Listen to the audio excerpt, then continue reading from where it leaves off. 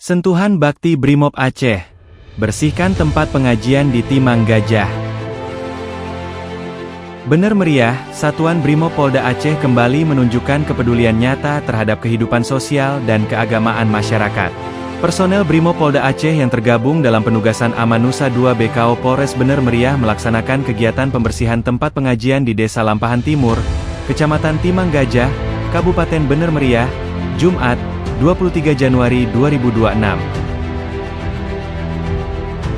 Kegiatan tersebut dilakukan sebagai wujud pengabdian Brimob Aceh dalam menciptakan lingkungan ibadah yang bersih, nyaman, dan layak digunakan oleh masyarakat, khususnya bagi anak-anak dan jamaah yang rutin mengikuti kegiatan pengajian.